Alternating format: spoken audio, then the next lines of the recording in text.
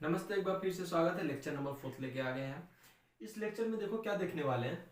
जो quadratic equation एक movie है ना, तो उसका एक जो मेन हीरो है ना, डी। डी क्या होता है मैं बताता हूँ। जो मेन हीरो है यही है। सारा चर्चा दुनिया में इसी का होगा क्वाड्रेटिक इक्वेशन में। क्वाड्रेटिक इक्वेशन दे दिया मतलब डी। डी पूछ रहा है और कुछ नहीं पूछ रहा है। ठीक है, और कुछ भी थोड़ा बहुत क्वेश्चन बन सकते हैं, लेकिन एक लेवल पे जो क्वेश्चन आएगा ना, क्वाड्रेटिक इक्वेशन मतलब डी चेक करो। डी ही उसका सब कुछ बता देता है कि उसका बिहेवियर क्या है। कौन है ये डी? आइए देखते हैं कौन है ये डी। तो अभी हम लोग क्या क्लास 10th में अपने श्रीधाराचार्य फॉर्मूला देखे होंगे। क्या देखे होंगे कि अल्फा बीटा की जो वैल्यू होती है minus B plus minus root B square minus 4ac/2a। बोला क्लास 10th में देखे हो। कहां से आता है? कुछ नहीं, परफेक्ट होल स्क्वायर बना देते हैं, वहीं से आता है। ठीक है, सही है। तो इसमें डी जानते हो कौन है? जो रूट के अंदर बैठा है ना शख्स, यही है हीरो। सारा क्वाड्रेटिक इक्वेशन का मूवी इसी के इर्द गिर्द घूमेगी। इसे ही बोलते हैं D. Discriminant, D for discriminant. सारा कुछ यही तय करेगा इस क्वाड्रेटिक इक्वेशन का नेचर कैसा होगा, इसका रूट कैसा मिलने वाला है। कहीं इमेजिनरी तो नहीं है, कहीं दोनों बराबर तो नहीं है, कहीं इंटीजर रूट आएगा कि नहीं, कहीं रेशनल रूट आएगा कि नहीं, इरेशनल रूट आएगा क्या, कॉम्प्लेक्स रूट आएगा क्या। इन सब के बारे में पता करना है। कौन बताएगा? डी। डी सब कुछ बता देगा। किस रूट के बारे में सब कुछ बता देगा कि रेशनल आएगा, इरेशनल आएगा, परफेक्ट स्क्वायर आएगा, फलना डैम का, सब A to Z। तो डी की चर्चा करते हैं। तो इसको थोड़ा बगल में लिखो, और एक फ्लो चार्ट है, इसको तुम लोग ध्यान से याद कर लेना। याद हो ही जाएगा। डी क्या होता है, ये लिख लो, root equal to minus B plus minus root, ये D equal to b square minus 4ac, ठीक, बाई 2a। कंडीशन पहला स्टार्ट होता है। तो ये डिस्क्रिमिनेंट है, डी जीरो हो गया। डी जीरो हो गया मतलब ये देखो क्या हो गया, ये जीरो हो गया तो रूट की वैल्यू माइनस b/2a। एक ही रूट मिला, एक ही रूट मिला, या कह सकते हो कि दो रूट मिला, दोनों का सेम वैल्यू है। तो डी जीरो हो गया मतलब रूट्स आर इक्वल। किसी भी क्वाड्रेटिक इक्वेशन का यदि पता लगाना है कि रूट्स इक्वल है कि नहीं, तो तुम क्या करोगे? जैसे इक्वेशन में पूछूंगा, ये देखो तो x square plus 2x plus 1, मैं पूछूंगा बताओ इसके दोनों रूट बराबर होंगे कि नहीं, तुम क्या करोगे? डी चेक कर लो। B square minus 4ac, b square किए तो 4 माइनस 4ac 4 0, बिल्कुल दोनों रूट इसके क्या है, बराबर है। तो डी से अपने सब कुछ पता चल गया कि ये बराबर है कि नहीं। चलो, डी जीरो हुआ तो रूट्स आ गए इक्वल। यदि डी जीरो नहीं है तो दो कंडीशन है, या तो डी लेस देन जीरो हो, या तो डी ग्रेटर देन जीरो हो। यदि डी लेस देन जीरो है तो रूट्स आर इमेजिनरी, पहुंच गए कॉम्प्लेक्स नंबर में। बस इसी एक कंडीशन की वजह से अपने क्वाड्रेटिक इक्वेशन से सीधे कॉम्प्लेक्स नंबर पे पहुंच जाते हैं।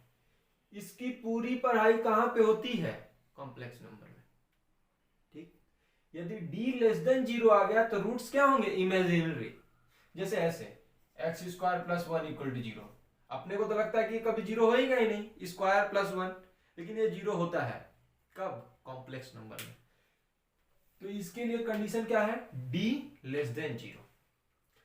एक चीज अभी याद कर लो कि कोई चीज एक रूट यदि अल्फा प्लस आयोटा बीटा होता है ना, तो अगला इसका कॉन्जुगेट होगा, मतलब अल्फा माइनस आयोटा बीटा। ये बहुत इंपॉर्टेंट है कि imaginary root always exist in conjugate. Conjugate pair में एग्जिस्ट करेंगे वरना एग्जिस्ट नहीं करेंगे। तो यदि कोई रूट आ गया 1 प्लस 2y, 11th वाले घबराओ नहीं जो नहीं पढ़े हो, अगला होगा 1 माइनस 2y। ये कॉम्प्लेक्स नंबर में अपने पढ़ेंगे आई क्या है। चलो ये हो गया। यदि d ग्रेटर देन 0 आ गया तो पता चल गया कि रूट्स रियल हैं एंड डिस्टिंक्ट है। डिस्टिंक्ट मतलब अलग अलग है, रियल भी है और डिस्टिंक्ट भी है। उसके लिए कंडीशन क्या है, d ग्रेटर देन 0। अच्छा क्यों यहां से मैं बता रहा हूं, ये देखो यार, d क्या है, रूट के अंदर है। यदि रूट के अंदर लेस देन 0 हो जाएगा तो इमेजिनरी बन जाएगा ना, और d ग्रेटर देन 0 आ जाएगा तब तो 2 रूट आएंगे। अब देखो d ग्रेटर देन 0 आ गया, इसमें दो केस है।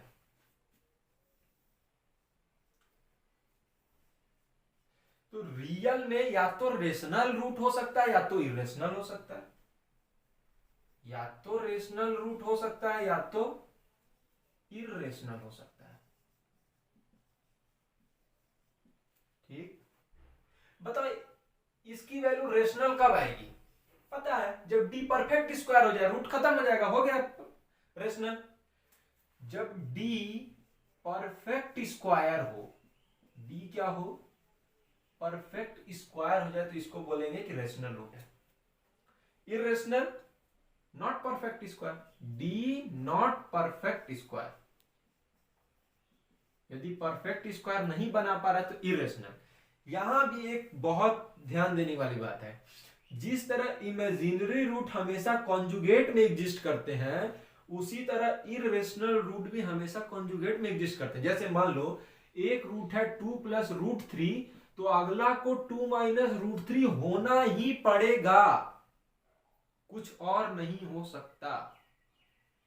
ठीक, तो मतलब कि यदि अपने को इमेजिनरी रूट 1 दिया हो तो दोनों पता है, और इरेशनल रूट भी यदि 1 दिया हो तो दोनों पता है, क्योंकि अगला तो मुझे पता है उसका कॉन्जुगेट होने वाला है।